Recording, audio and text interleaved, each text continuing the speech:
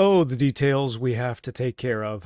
It's Technical Tuesday, and I wanted to address some things that I have heard over the years on pretty much try to get it once a week, get very technical into the boots on the ground, getting into the forest and really identifying the trees, if if you will, instead of not being able to see the forest for the trees, not getting too bogged down into the details, understanding that the entire view is very important.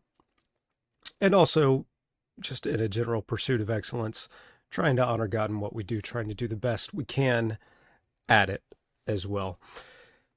So I've had a lot of people ask me this question as they're getting started, as they're trying to understand how a business even works. Sometimes, even after they've been in business for a while, they'll ask me, what is the best way to structure a business? In other words, that you can make it a corporation, you can make it a sole proprietorship or an LLC or a partnership. Or what's the difference in all these things, and how should I set it up? Well, I won't get too much into the what you should do in this case because your situation is going to be unique, and this isn't to give you advice and tell you this is what the best thing to do is. No, very much so. This is just a educational. Here's what some different business structures are. It's not an exhaustive list, but it's a pretty good list on some of the most common ones that I've run into for small to medium sized businesses, closely held businesses, and how you might want to look at structuring yours. What are the most common use cases for them? And, you know, where will you go from there? So really, it's just to give you information and empower you to make the best decision you can. I'm also going to have a business comparison quick guide on my website, greenhouseghs.com, which you can see right here. All right. And so if you want that, you can head on over there, shoot me a message, and I'll get that to you for sure. But the best way to structure a business is going to depend on what you want to do with it. Let's look at a few things. First of all, a lot of times people will get into having a business, not even realize that that's what they're doing. Say you just go fix up somebody's fence for them.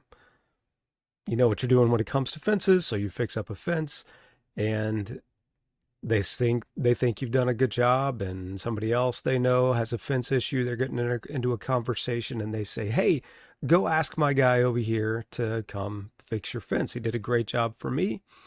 And so you go and fix their fence for a price, and then somebody else wants it done. So before you know it, you're in the fence business. You didn't even know you were getting into it. Well, what you probably have there, if you didn't really try to get into it, is a sole proprietorship, which is essentially just saying, this is just me doing work for myself. A lot of gig workers are in this same situation. So if you drive for Uber, DoorDash, something like that, you're just a sole proprietor. There's very simple. It's very easy to set up. You don't need any kind of a different bank account. You don't need a employee identification number, anything like that, because you're not employing people. So you're just kind of doing gig work, or you want to test something out. It's good for solo entrepreneurs that are testing out an idea. How does this work? Is this really going to do anything for me? I like the fence thing that I'm doing, but I think I also might want to do some grading. Let me try some grading and go from there. So a sole proprietorship just kind of doesn't really do much of anything.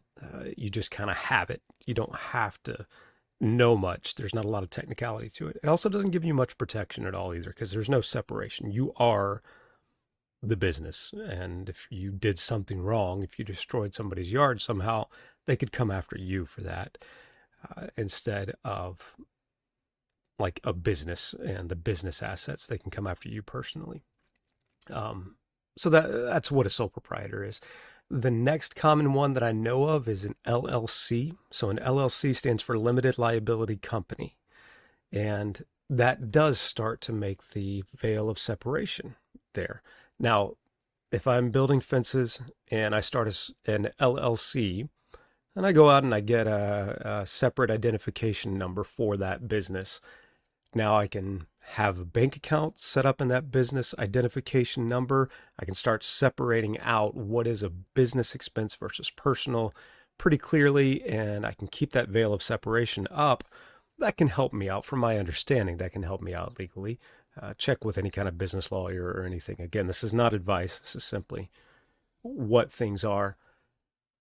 However, I will say that there's not much difference in the way that you report it. There are certain things that might be slightly nuanced, but in the way you report it for tax purposes, it's pretty much the same as a sole proprietor. It goes on what's called a Schedule C on your tax return, your Form 1040 tax return. That's how you file it. So it's pretty simple, pretty easy to set up, can only have one member.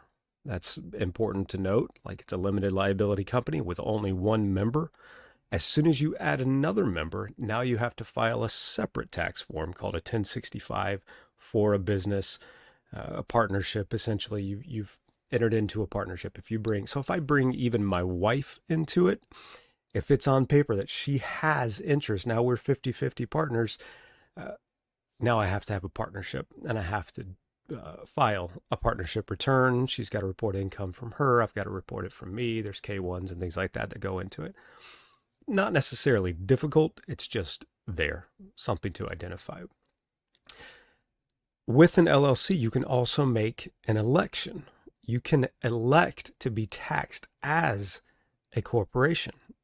And if you elect to be taxed as what's known as an S-Corporation, then you could potentially start seeing some employment tax benefits from that. So when I'm filing as either a partnership, when I'm a what's called a general partner, in other words, I'm pretty much there in the partnership, everything's at risk. Or if I'm an LLC, sole proprietor, filing a Schedule C, then I have to pay self-employment tax on my net income for that business. And that can get very expensive because the self-employment tax is basically when you get a W-2, you have your income tax. That has to be paid no matter what. But then you also have your Social Security and your Medicare tax. When you're employed by someone else, you pay half of that and they pay half of that. So it's 7.65%, something like that each of you pay on your Social Security and Medicare or FICA tax. Well, that's essentially the same thing that you're paying with a Schedule C on your personal return, except you pay the entire 15 some odd percent.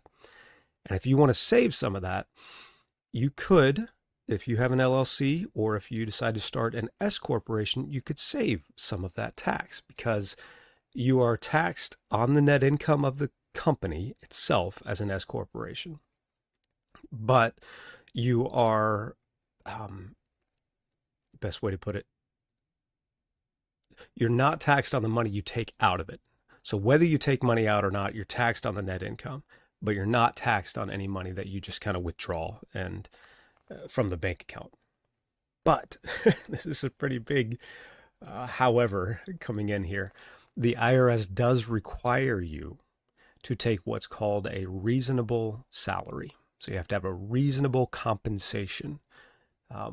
What would you pay someone else to do the same things that you were doing in your company? And if you ever get audited for that, they will look at that and they will determine all the different functions that you do, how much you do it during the week, all that kind of stuff. So maybe you do some bookkeeping in the background for a couple hours a week. Maybe you do some actual out in the field, building the fences kind of work. Okay, that's fine. Maybe you do some HR or some personnel management. Okay, so all of these have different rates of pay. CEO work, that's going to have a different rate of pay as well. And they're going to add all that up and try to figure out what a reasonable compensation is. And when they do figure that out, then they come in and say, have you taken the reasonable compensation first and then withdrawn whatever other monies you want to take out, which are called distributions? If you have not taken a reasonable compensation, but you have withdrawn money from the company, they can come back, the IRS can, and say, all right, we're going to take the money you've withdrawn from the company and bump that up to your reasonable compensation. You owe not just, well, it's the income tax, it's kind of the same either way, but you owe that self employment tax or the FICA tax, I guess I should say, technically, Social Security, Medicare tax on those amounts that you've taken out of the company, but not as wages. And then you owe whatever interest and penalties they decide to attach onto that as well. So something very important to note, you will have to have payroll. A lot of times it can be tax saving if you have enough of a profit, and it can be worth the additional effort, legwork, payment of payroll processors, all that kind of stuff to make it worth it and save you on tax. It can definitely be worth it if you have employees. Then you can really start looking into it, because then you just add yourself onto the payroll, and there are other things that can go into it as well. The withholding your taxes can help out a lot, and you wouldn't have as much potential penalty if you didn't pay enough during the year in estimated tax. You can not even pay estimated taxes as long as you're paying yourself enough. So there are advantages and disadvantages to it, but it's not very flexible. So you have to do the salary. There are certain types of owners that you can have. It's got to be under 100 owners, US only. They have to be individuals. Can't be companies or other partnerships or something owning the company, owning shares in the company. All the shares have to be essentially the same kind of shares, and voting right. There's stuff that goes into it. And then you have what's called a C-Corp. And this is probably another one of the other more popular ones, and probably things that you've heard. If you've heard of a Delaware corporation, a lot of those get started as C-Corps. And a lot of times they're for startups who are looking to get venture capital. They want to be able to easily divest interest to those people who are paying enough money in, or investing enough money in, as venture capitalist or angel capital or whatever you want to call it. And that way they're a little more flexible. It's a little easier to work with in that case.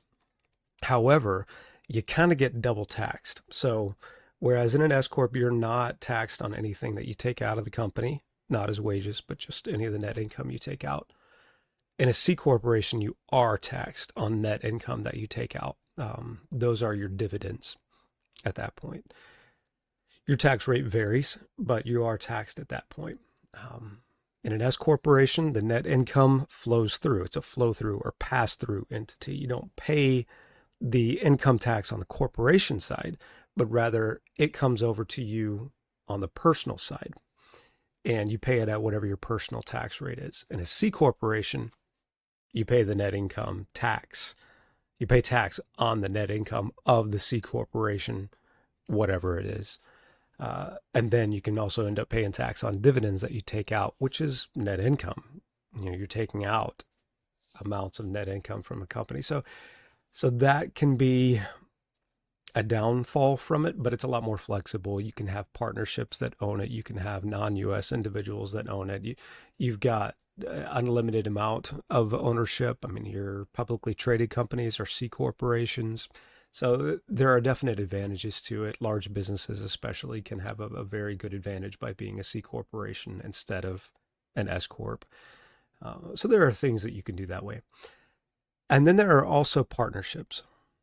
Now, partnerships are the most flexible type of entity that you could have a business under, the most flexible structure you could have a business under. And you can go with things like general partnerships. You can have limited liability partnerships. You can have limited liability. Hold on, let me see what. So LLP, LLLP. So LLP is limited liability partnership. LLLP, limited liability limited partnership. General partnership, and that's LLC. If you have more than one member there, you can have a partnership in that. Lots of flexibility, but a lot of nuance that can go into it as well. important to have good partnership agreements, and that to line out everything that's expected of each one of the partners. When partners come in, you can structure some of their basis differently, so their interest in the partnership can be structured differently. How much they put into the partnership can be structured differently. If you have, say, a real estate partnership, and to get into the partnership, you have to put in certain amounts of real estate or buildings or something like that. You can negotiate and determine how a lot of that's valued to a certain extent. So there's a lot of flexibility there. Um, what really goes into it, if you just have a general partnership out there, that's usually more of an informal shared business venture that you're doing together. You haven't really set anything up super formalized, but that's just kind of a general out there partnership. Everybody in the partnership is essentially liable for their own self-employment tax. So if you get paid from the partnership, or if you're just reporting the net income of the partnership on your personal return, you not only have to pay the income tax on it, but you also have to pay your self-employment tax, that 15.3% on the uh, on the net income of the partnership. So that's also important to understand. A big difference between partnerships and corporations is really that self-employment tax.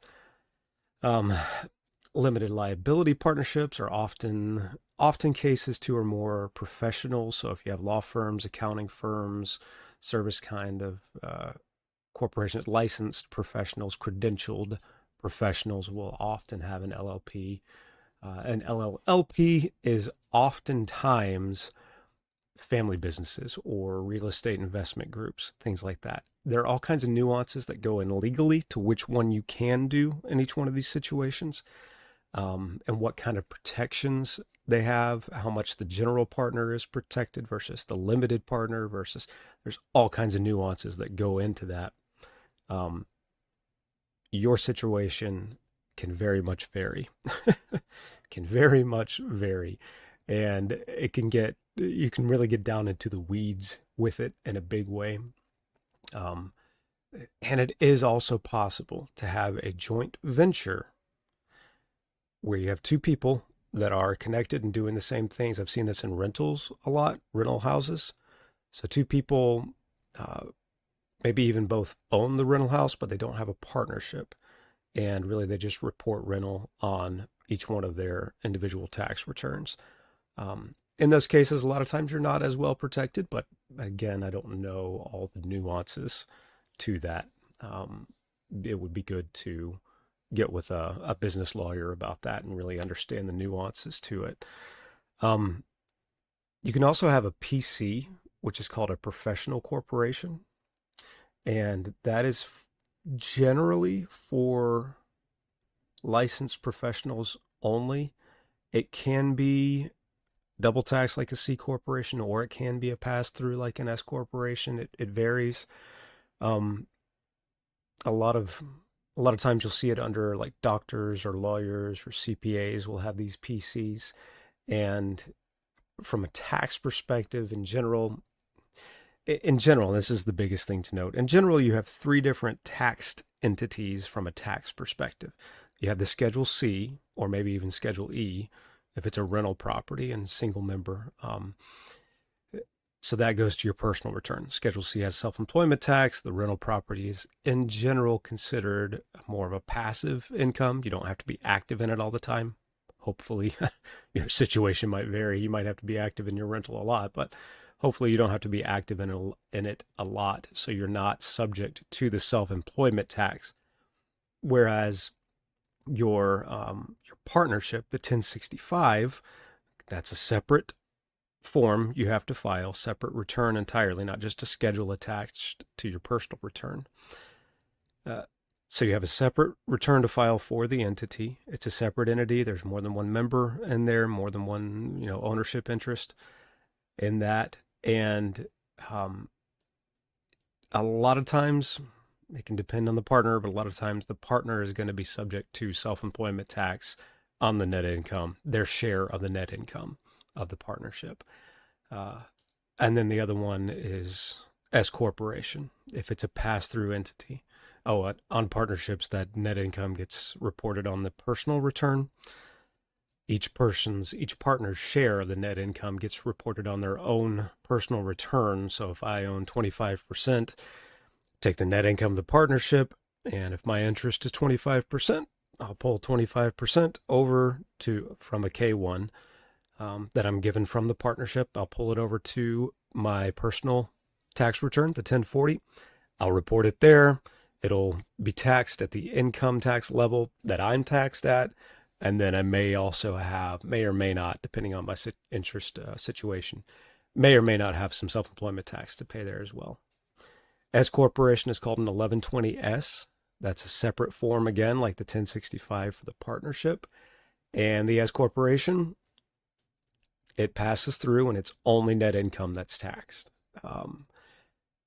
There are some nuances. I'm making this overly simplified. There are different situations you can get into, whether you've taken out more than you should from the company, different things like that. I won't get too much into that now. It's not necessarily a common thing. It's not uncommon, but not very common. So, but an S Corp is an 1120S, and then a C Corp is an 1120. That's for your, a lot of times larger corporations, larger companies, but that gets taxed on its own. So Schedule C or Schedule E on the 1040, Form 1065, Form 1120S, Form 1120. Those are essentially your forms that you have to file as far as a tax perspective is concerned. So you have tax considerations, which are fine, but usually, in my experience, they take a back seat to your legal considerations and how flexible you want to be and how much you want to be able to move around, or if you're fine with it exactly as it is and you're good. If it's going to be a family-owned thing, if you're going to pull other people in, if you're going to try to raise capital outside of the company, all those things come into play as far as how you should structure your business. Most often, I see it where it starts as just a sole proprietorship, and then once somebody realizes they have something that can be good and can be used, then they'll set something up, LLC, S corporation, something along those lines. For myself, I have an LLC. It's a small type, and this is for this thing that this is a fairly recent start for me in this venture, but even when I was just doing a few tax returns on the side for people, and I still do, and I'm happy to help you out with that if you want to have a conversation, but doing a few tax returns on the side, I just have an LLC for a little bit of separation between me and the company, and I'm going to report it all on my personal return. There's not enough income coming in from those handful of tax returns to be able to make it worth it for me to have a separate return filed and to save taxes on self-employment portions or things. Not really worth it. So hopefully that sheds some light on it. I know that's really deep into the weeds, getting down there into the trees and missing the forest, hopefully not missing the forest too much, but the big takeaway, the overall overarching takeaway from it, I would say, is talk to a tax professional and a lawyer, talk to me, and say, or let us have that conversation on what are you trying to do? What is your goal? What are you doing currently? And what kind of a structure would be best for you to go ahead and set out on in that case? There's one I didn't talk about too much, and that is a nonprofit. So your 501c3s, in general, they file a Form 990, and they're not typically taxed. It's difficult to tax them. Essentially, if you're qualified, then you're tax exempt. That's the bottom line. That's the easiest way to say it. You tend to have a board of trustees as opposed to actually ownership. The owners can't really aren't allowed to take out the profits. You pay the people that are employed by the organization. It can be a corporation. It's yeah, there are some nuances there, but most people I've run into, they're not getting into business to have a 501c3. Um, and even if they're trying to do good with their business, and if we're talking about it from a standpoint of, excuse me, if we're talking about it from a standpoint of our businesses being essentially ministries or things that we're trying to outreach to people and affect the world for good, for God, for His glory. I mean, we're still in it as um, as companies. I would say profit seeking. That's not really it, except for the fact that the worker's worthy of his wages. So let's not be embarrassed to ask for money, even if we're trying to do good. The worker's worthy of his wages. You're not going to muzzle the ox while he's plowing. Um, that is very much the point. Even Paul, I want to make this point too. Even Paul, when he was in Corinth, and writes to the Corinthians and says, "Look, I came in. I was a tent maker. I didn't take anything from you at all." He's not setting that up as this is the example we should all be and never take anything from anyone and always be bivocational. In fact, what happened historically, if you look at the history of his missionary journeys there, when he went to Corinth, it is true, he worked as a tent maker for a while, and he was not always in the synagogue preaching the gospel at the time. He would go maybe weekly, but I don't think he went any more often than that. I mean, it wasn't a constant thing. His vocation was his vocation, and he would do ministry kind of on the side. And then he got this gift from another church outside of Corinth, and that church's gift that came in ended up being like a missionary, like we have today in modern, and this is why we set our missionaries up this way. That gift that came in allowed him to do the work, to go in, stop doing the tent making. He stopped. He stopped doing tent making, and he went in every day, daily to the synagogues, and was preaching and teaching the gospel. And that is the gospel of Christ, his death, his resurrection, our salvation through it.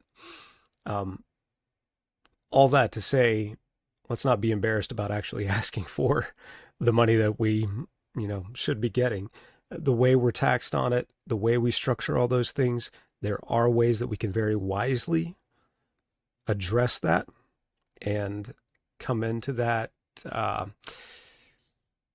intentionally and actually, I want to say attacking it. I don't think that has the right connotation to it, but really, I mean, getting after it, being very intentional about how we want to address it instead of just letting it happen to us. So if you want this guide, this quick business, what is it called? Business structure comparison quick guide, then I'm happy to share that with you. Just reach out to me again, greenhouseghs.com. There's a contact section there. So shoot me an email and I will get that to you. I hope to have it up on my website soon as well. There are certain things I still have to learn how to do, and that's part of it as well, how to make all that work. I feel like so many people, that's just kind of a common thing that you do now is you have a website and you know how to set it up, but I don't, and I'm okay with not knowing it. If I can just pay somebody else to do it, honestly, I'd rather help someone else be successful and have income as well, and then have what I need taken care of also. But there you go. How do you structure your business? I'm going to give you the classic answer. It depends. Hope you have a good one, and we'll talk to you later.